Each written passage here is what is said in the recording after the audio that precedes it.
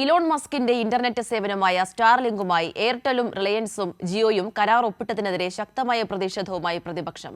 രാജ്യസുരക്ഷയെ ബാധിക്കുന്ന വിഷയമാണെന്നും തന്ത്രപ്രധാനമായ ഉപഗ്രഹ സ്പെക്ട്രത്തിൽ വിദേശ കമ്പനികൾക്ക് പങ്കാളിത്തം നൽകരുതെന്നും സിപിഐഎം പോളിറ്റ് ബ്യൂറോ ആവശ്യപ്പെട്ടു. ഡൊണാൾഡ് ട്രംപിന്റെ പ്രീതി നേടാനാണ് മോദി സർക്കാരിന്റെ ശ്രമമെന്ന് കോൺഗ്രസും കുറ്റപ്പെടുത്തി. കഴിഞ്ഞ ദിവസമാണ് ടെലികോം കമ്പനികളായ എയർടെല്ലും റിലയൻസ് ജിയോയും ഇലോൺ മസ്കിന്റെ ഇന്റർനെറ്റ് സേവനമായ സ്റ്റാർലിങ്കുമായി കരാർ ഒപ്പിട്ടതായി വെളിപ്പെടുത്തിയത്. സ്റ്റാർലിങ്കിന്റെ പ്രവർത്തനത്തെ നേരത്തെ എതിർത്ത കമ്പനികൾ ഇപ്പോൾ അവരുമായി പങ്കാളിത്തമുണ്ടായതിൽ പ്രതിപക്ഷം ആശങ്കയും പ്രതിഷേധവുമായി രംഗത്തെത്തി.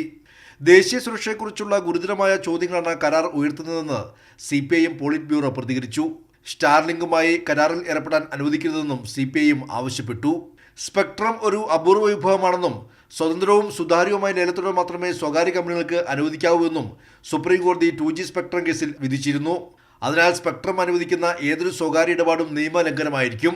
പ്രതിരോധം, ISRO പോലുള്ള തന്ത്രപ്രധാനമായ ഉപയോഗങ്ങൾക്ക് മാത്രമായി സാറ്റലൈറ്റ് സ്പെക്ട്രം അനുവദിക്കണം.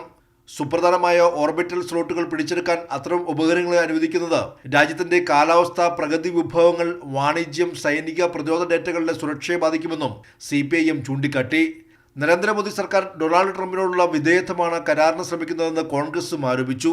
മോദിയുടെ US സന്ദർശനത്തിൽ ഇലോൺ മസ്കുമായി കൂടിക്കാഴ്ച നടത്തിയതിന് പിന്നാലെയുള്ള നീക്കം സംശയകരമാണെന്നും ജയറാം രമേശ് ആരോപിച്ചു. അതിനിടെ സ്റ്റാർലിങ്കുമായുള്ള ടെലികോം കമ്പനികളുടെ കരാറിനെ സ്വാഗതം ചെയ്ത റെയിൽവേ മന്ത്രി അശ്വിനി വൈഷ്ണവ് സംഭവം വിവാദമായതോടെ ട്വീറ്റ് പിൻവലിച്ചു.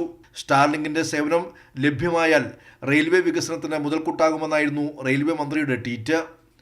കൈരളി ന്യൂസ്, ദില്ലി.